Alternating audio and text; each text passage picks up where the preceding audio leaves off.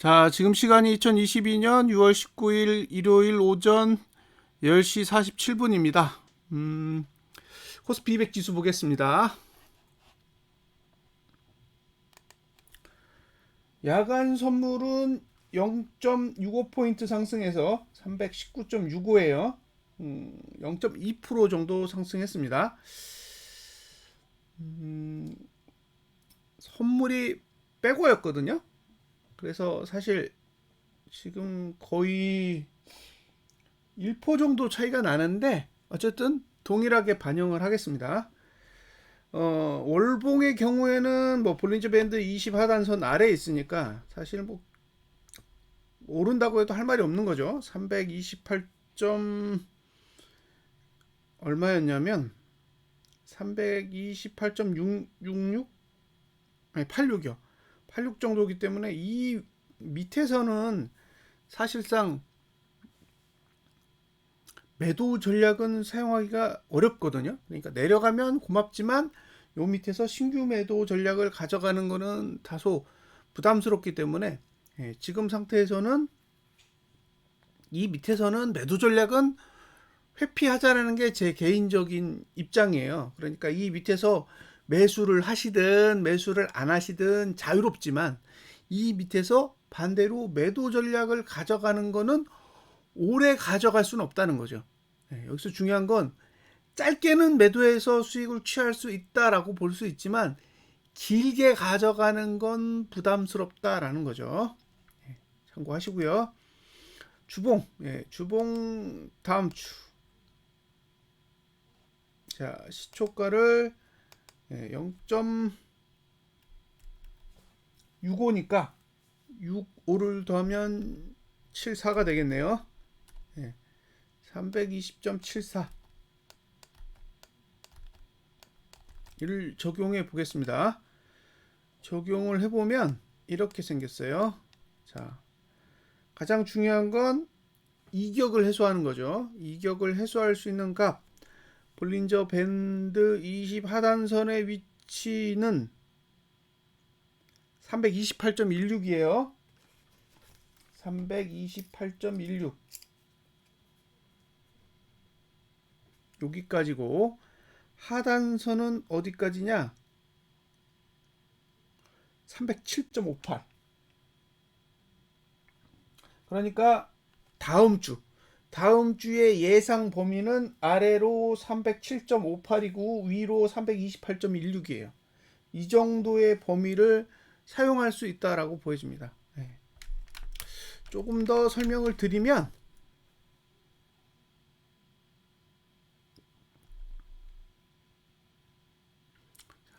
여기가 볼벤 20이고요. 여기가 하단선이에요. 그러니까 여기가 매수 위치고 여기는 매도 금지 위치죠. 그러니까 요걸 A라고 하고 B라고 하면 B에 가면 매수를 할 수 있지만 A까지는 매도할 수 없다는 얘기예요. 자, 전봉 저가가 붕괴되지 않으면 매수예요. 전봉 저가가 붕괴되지 않으면 매수하시면 됩니다. 그러면 볼린저 밴드 20 하단선까지는 올라올 수 있는 충분한 조건이 됩니다. 조건이 이번 주에 저가를 붕괴하지 않는 조건이고요. 반대로 이제 이번 주 저가를 붕괴한다. 그러면 307 라인까지 가는 거예요. 307.58 저가를 307.58로 잡으면 봉이 어떻게 그려지냐 이런 식으로 그려지겠죠. 그러면 여기 딱 상단선이랑 볼린저 밴드 20 하단선이 겹치는 상황이 오는데 그 위치가 정확히 어디냐? P20 325.25예요. 그럼 여기가 325.25 이런 식으로 되는 거죠. 됐죠? 그림으로 보면 그러니까 어떤 식으로 생각을 하시면 되냐면 이제 상승이 올 거잖아요. 어쨌든 상승이 온다라고 가정했을 때 325.25는 넘었으면 좋겠다라는 거고요. 이게 첫 번째고, 넘었어. 넘은 뒤에 그 다음에도 올라가면 328.26 16까지는 도달할 수 있는 거고, 월요일 날 올랐는데 화요일 날 내려요. 아, 그러면 이제 그 생각을 하는 거예요. 월요일 날 올랐는데 325.25보다 높은데 화요일 날 내렸다. 아, 그러면 이거는 밑으로 당겨 가지고 307.58까지도 내려갈 수도 있다라는 가정을 하셔야 돼요. 이 뭐가 중요한 거냐면 매수를 하는 사람의 입장에서 중요한 거예요. 매도를 하는 사람의 입장에서는 어차피 328.16에서 기다릴 거잖아요. 그 위에서 기다리다가 안 오면 이제 그 다음 스텝을 고민하는 건데, 매수하는 사람의 입장에서 328까지 간다 그랬어. 그러니까 328까지 갈 거니까 난 거기 가서 팔래라고 했는데 갑자기 325.25를 넘었다가 밑으로 떨어지잖아요. 그러면 328을 안 가고 307을 갈 수도 있다는 얘기죠.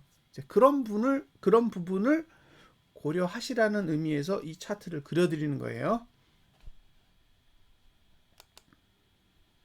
자, 일봉으로 넘어가겠습니다. 320.74.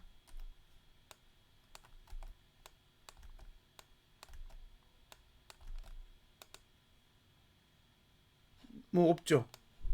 예, 이건 아무것도 없는 거예요. 예, 하단선도 제가 보기에 그렇게 썩 좋아 보이지 않고 상단선은 열렸죠. 그래서 지금 상단선 역할을 하는 건 325.66, 그 다음에 328.62. 신기하죠. 예, 325. 여기 한 70 정도 되는데, 이 자리는 아까 말씀드렸던, 그쵸, 올라갔다가 떨어지면 307까지 갈 수 있다라는 그 위치가 지금 여기고요. 그 다음에 328 여기까지 간다라는 거는 이격을 해소하겠다라는 뜻이죠. 근데 그 자리에 딱 상단선이 만들어져 있어요. 하단선은 별로 발달하지 않았습니다. 자, 월요일에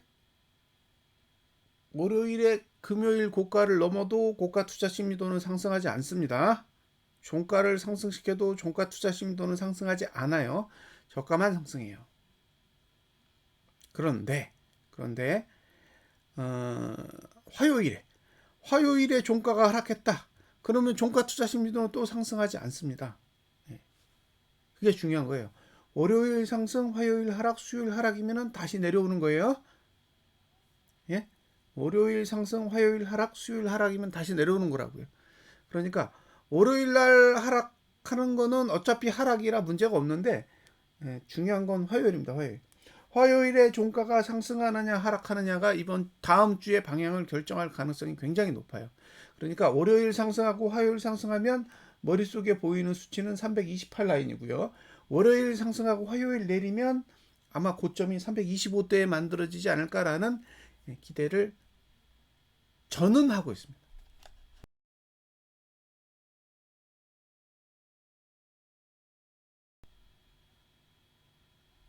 자, 이제 240분봉 보겠습니다. 240분봉.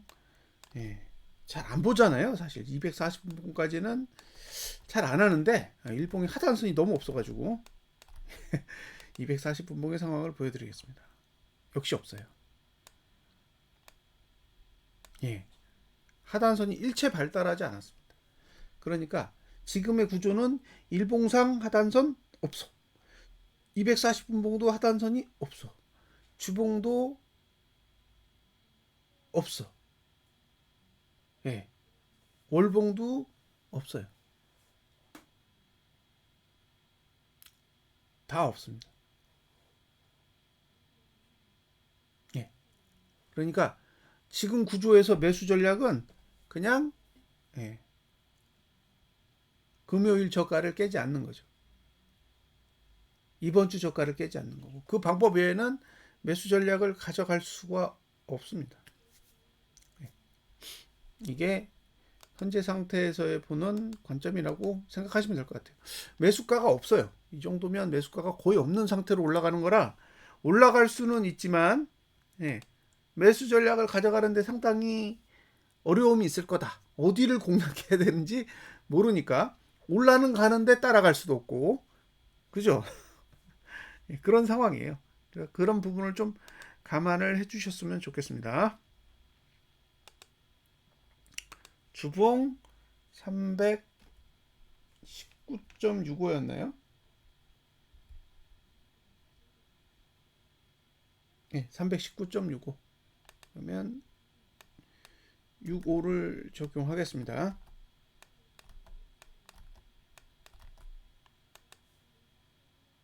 예, 65를 적용하면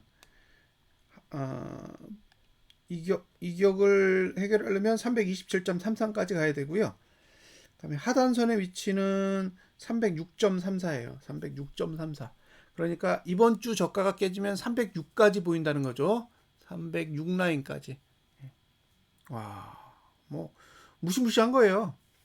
이제 300대 초반까지 보인다라는 거는 이게 만약에 이제 대외적인 악재가 나온다 그러면 아마 머지않은 미래에 300이 무너질 것 같아요.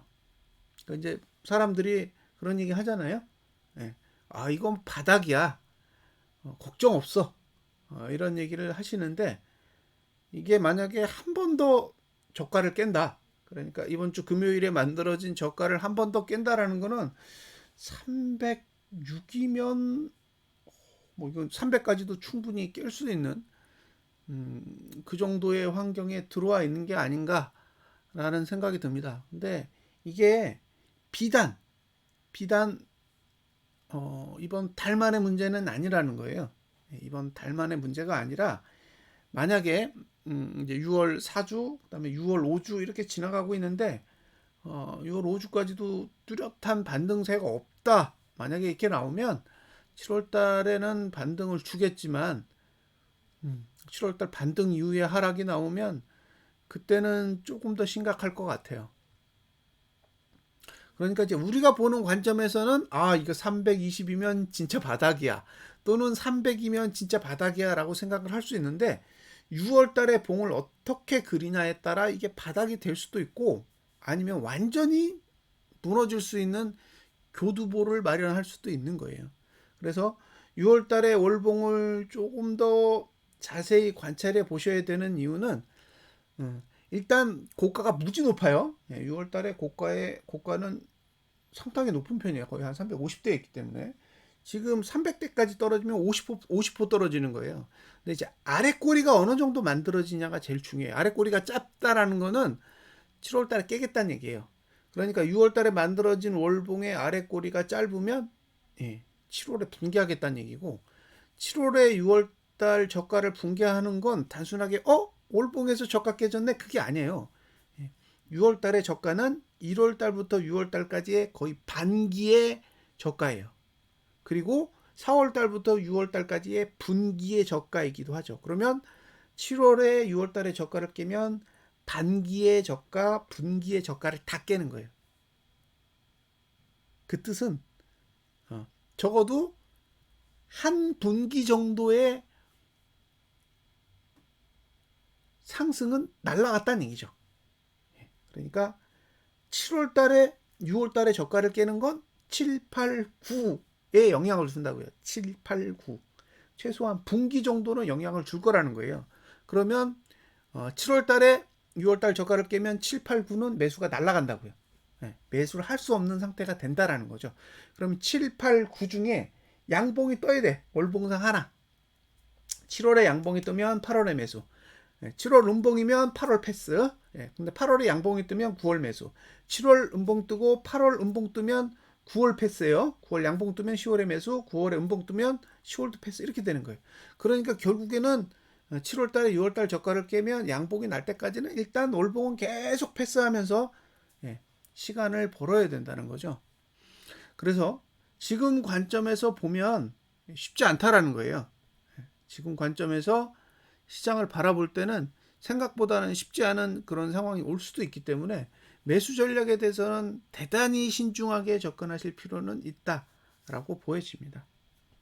자, 중요한 거는 328 라인까지는 어쨌든 월봉의 볼린저 밴드 20 하단선도 있고 그 다음에 주봉에 볼린저 밴드 20 하단선도 있기 때문에 그 정도까지는 얼마든지 반등할 수 있는 여건은 된다.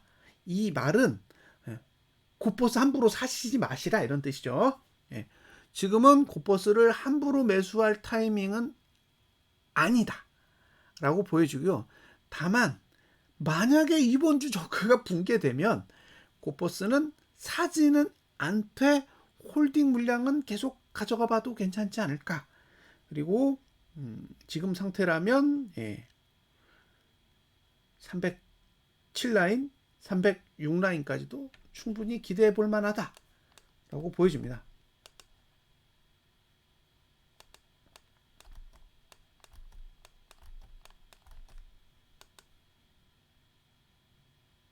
예, 일봉도 와 이건 하단선이 뭐 발달했다고 볼 수도 없어요. 예, 아래 꼬리가 없는 양봉이기 때문에 지금 매수할 수 있는 건 T3 얼마냐면 316.11 이 정도면 매수할 수 있고요. 매도는 여기 325.16이랑 328.21이에요. 아까 말씀드린 거랑 거의 똑같죠. 그렇게 생각하시면 돼요. 그래서 급등이 나올 수 있는 여건은 충분히 된다라고 보여요. 오히려 급등이 나와야 되지 않나? 라는 생각도 드는데 사실 미국 증시를 보면 급등을 줄 만큼의 여건은 아니죠, 사실. 미국 증시가 뭐 그렇게 신나게 오른 게 아니기 때문에 그런 부분이 조금 애매하긴 합니다. 240분봉 여기도 하단선이 발달한 게 별로 없을 거예요. 하단선이 그다지 발달하지 않았어요. 오히려 P3에서 매수니까 317.41 아래에서 매수할 수 있고 T4 위로는 매수가 안 되니까 320.90 위로는 또 매수가 안 돼요. 그러니까 240분봉은 약간 박스권의 흐름으로 보이고 일봉은 이제 위가 한참 열렸어요. 그래서 이렇게 들고 올라가면 얼마든지 올라갈 수 있는 환경이라는 거죠. 그래서 외국인이 선물 매수로 나오면 325까지는 가능하다. 그러면 1%가 아니라 거의 1.5% 정도까지는 올라갈 수 있는 여지가 있다라고 보여지는 거고요. 그 다음에 어떻게 하는지가 중요해요. 이제 거기서 맞고 윗꼬리를 쫙 그리면 328까지 안 갈 수도 있는 거고요. 반대로 거기서 버티면 화요일의 상황을 한 번 더 지켜보셔야겠죠. 그러니까 저는 사실 이건 거래하기에 굉장히 적합하지 않은 형태라고 생각해요. 특히 주봉으로 봤을 때는